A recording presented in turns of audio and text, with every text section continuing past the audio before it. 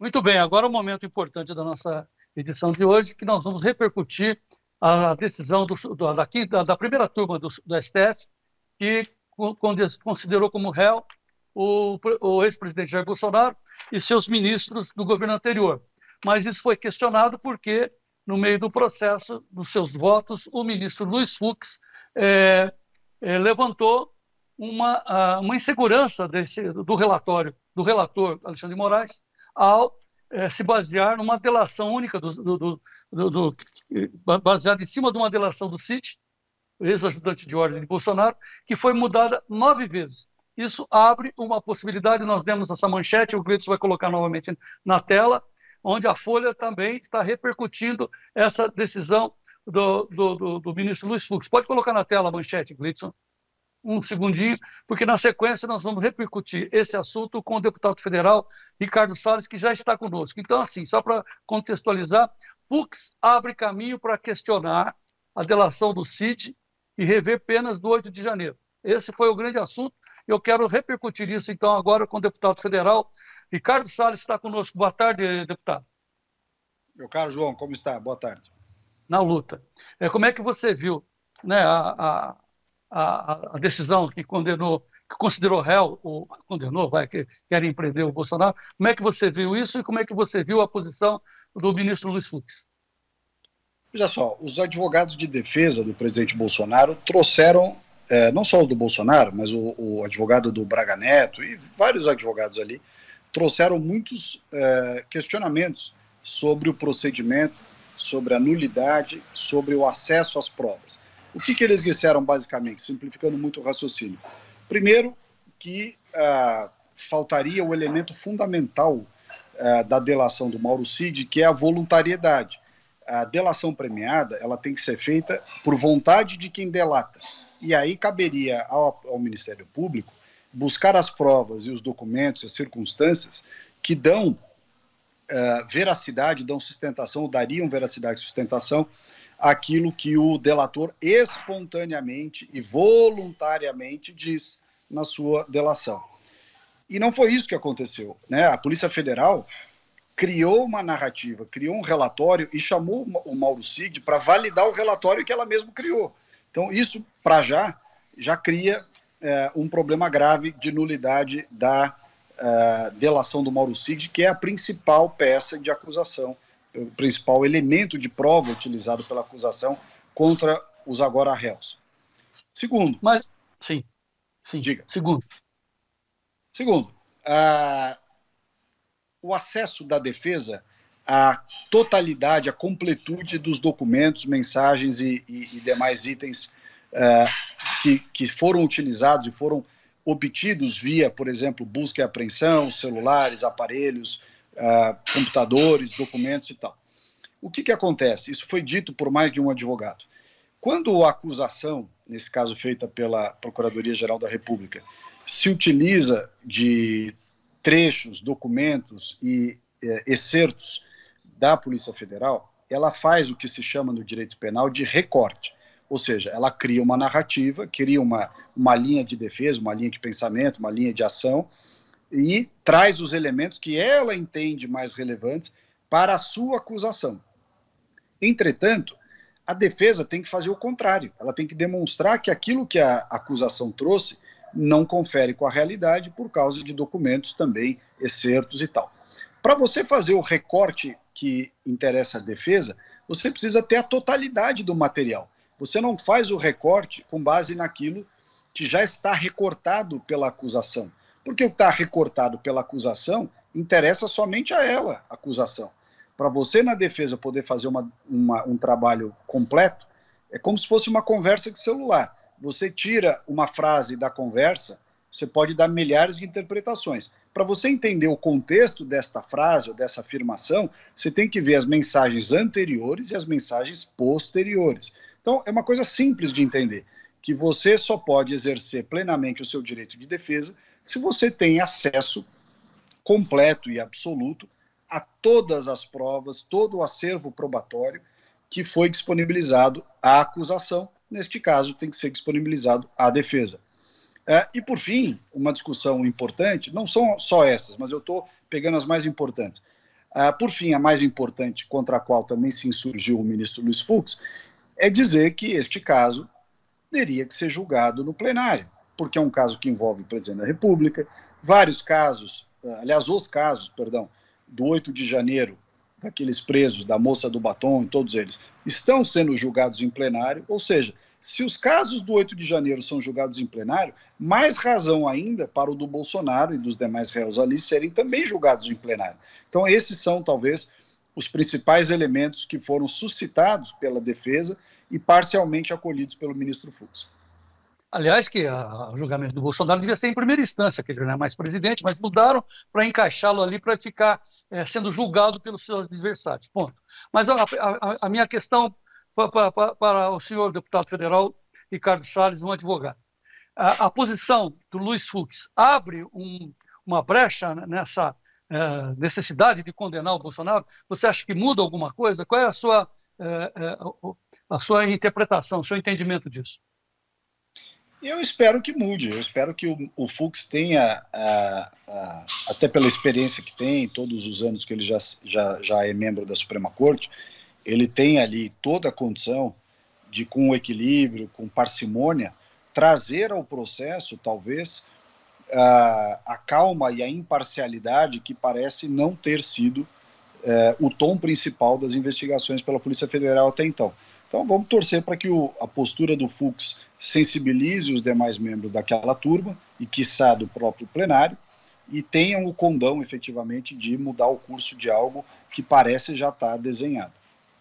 Tá, mas o processo vai ser longo. Começou, embora eles queiram resolver ainda esse ano, esse processo que, segundo o levantamento do Estadão, serão ouvidos 320 testemunhas, é muita gente.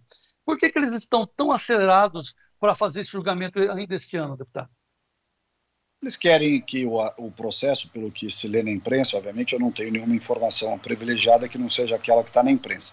Pelo que se lê na imprensa, a motivação seria evitar que o processo fosse decidido em ano eleitoral e tivesse, portanto, o condão de influenciar ainda mais as eleições. O que me parece uma contradição em si mesmo, porque condenar o Bolsonaro é influenciar nas eleições de 2026, porque não sendo condenado o Bolsonaro, ele pode concorrer em 2026, poderia ter a sua inelegibilidade revertida no TSE em razão daquela condenação ridícula que diz que ele não podia ter se reunido com embaixadores.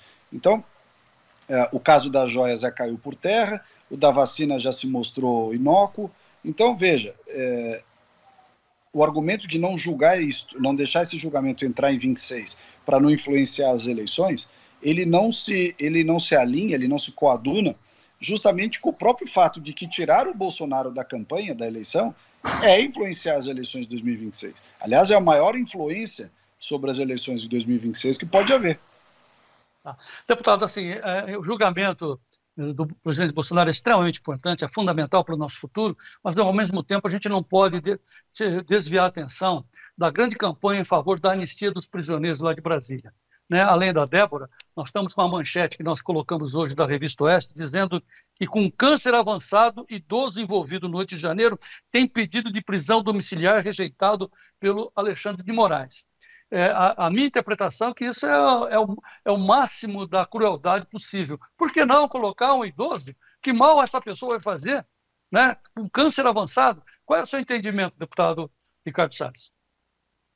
Existe já na jurisprudência, no processo criminal Brasil afora, um largo entendimento de casos como esse, por exemplo, presas que têm filhos menores de 14 anos ou 12, agora eu não me lembro, são automaticamente soltas na audiência de custódia para responder o processo em liberdade para poder cuidar dos filhos. Ou seja, você tem inúmeras situações, até essas, de pessoas doentes que são deixadas autorizadas para ir para casa, como foi o caso do Sérgio Cabral, que doente não tinha nada, pode ser outro tipo de doença, mas não era doença a justificar isso. Então você tem um contraste muito grande entre esses casos do 8 de janeiro, que têm sido tratados com um rigor totalmente despropositado, e, ao mesmo tempo, casos de crimes comuns que têm tido uma leniência tremenda do sistema judiciário brasileiro.